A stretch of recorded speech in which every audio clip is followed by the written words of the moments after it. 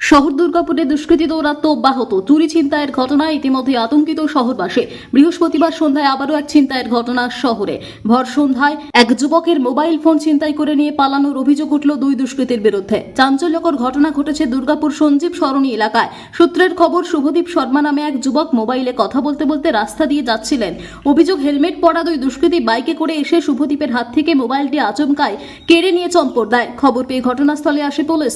শহরে চুরি ছিনতাইয়ের ঘটনা বাড়তে থাকায় আতঙ্ক বেড়েছে শহরবাসীর মনে। এই মুহূর্তে আমরা দাঁড়িয়ে আছি দুর্গাপুর রোডের সঞ্জীব সরণি রোড, যেটি এসবি মোড় হয়ে স্টেশন যাচ্ছে, সেই রোডে দাঁড়িয়ে আছি। আর এই রোডেই রাতের বেলা হয়ে গেল এক দুঃসাহসিকতার ঘটনা। এক ব্যক্তির ফোন ছিনিয়ে নিয়ে চলে গেল কিছু দুষ্কৃতী। দুর্গাপুরে একের পর এক ঘটনা ঘটে চলেছে। হচ্ছে হার ছিনতাই, হচ্ছে দিনে দুপুরে খুন। সঙ্গে আমি আজকে দেখাতে চলেছি যে দাদার সঙ্গে এই দুঃসাহসিক ঘটনা ঘটেছে, সেই দাদার সঙ্গে কথা বলবো কিভাবে হলো। আমরা সেই দাদাকে পেয়ে গেছি এবং দাদার সঙ্গে কথা বলবো যে এই দিন দুপুরে যে ঘটনা ঘটছে তার সঙ্গে রাতের অন্ধকারে কে বা কারা ফোন ছিনিয়ে নিয়ে চলে গেল, কিভাবে ঘটলো ঘটনা সেটা জানবো বিস্তারিত। দাদা, কি হয়েছিল ঘটনাটা? আমি যখন এই দিক থেকে আসছিলাম বা সাইডে হেঁটে আসছিলাম, ঠিক তখন আমার ডান দিকে ফোনটা ছিল। তো আমি ফোন করতে করতে আসছিলাম, তো হঠাৎ করে একটা গাড়ি এসে আমার হাত থেকে ফোনটা ছিনিয়ে নিয়ে চলে যায়।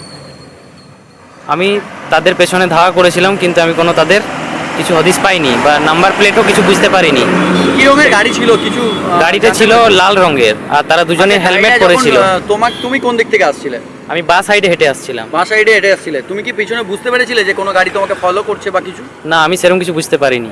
আচ্ছা, জাস্ট এসে তোমার হাত গাড়িটা খুব স্পিডের মধ্যে এসে আমার হাত থেকে ফোনটা ছিনিয়ে নিয়ে চলে গেল। আচ্ছা, দুজন কি হেলমেট পরেছিল? হ্যাঁ, দুজনেই হেলমেট পরেছিল, সেই জন্য দুজনের কিছু বুঝতে পারিনি, মুখ দেখতে পাইনি বা কোনো কিছু বুঝতে পারিনি।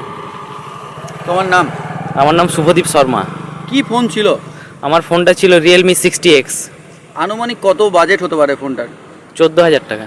14,000 টাকা। থানায় কি কোনো ইনফরমেশন করা হয়েছে? হ্যাঁ, থানায় ইনফরমেশন করেছি। ওনারা বলেছেন যে আমরা চেষ্টা করছি ফোনটা খোঁজার, তো আমাকে অ্যাপ্লিকেশন জমা করতে বলেছে। পুলিশ কি এসেছিল? হ্যাঁ, পুলিশ এসেছিল স্পটে। পুলিশ এসে সব কিছু জিজ্ঞাসাবাদ করে গেল। আশেপাশে কোনো সিসি ক্যামেরার ফুটেজ কি সংগ্রহ হয়েছে? হ্যাঁ, আশেপাশে সিসিটিভি ফুটেজে চেক করলাম, কিন্তু সেখানে সেরকম কিছু দেখা যায়নি। ধন্যবাদ।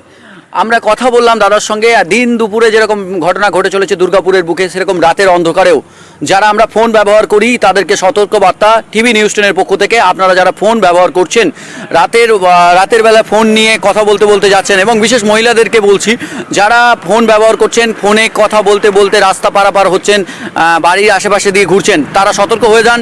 কারণ দিন দুপুরে যেমন সোনা চুরি ঘটনা ঘটছে, সেরকমই রাতের অন্ধকারে ফোন ছিনতাই ঘটছে। আমরা কথা বললাম দাদার সঙ্গে।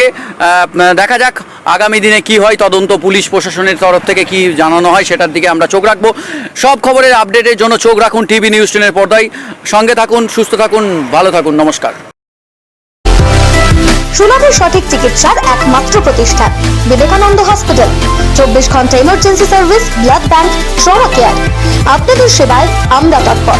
গুণমান ও পরিষেবায় দুর্গাপুর বিধাননগরের ডক্টর জাকির হোসেন এভিনিউর বিবেকানন্দ হসপিটাল শিল্পাঞ্চলের মানুষের মন জয় করেছে। সবার আগে খবরের আপডেট পাওয়ার জন্য সাবস্ক্রাইব করুন আমাদের ইউটিউব চ্যানেল এবং ক্লিক করুন বেল নোটিফিকেশন আইকনে।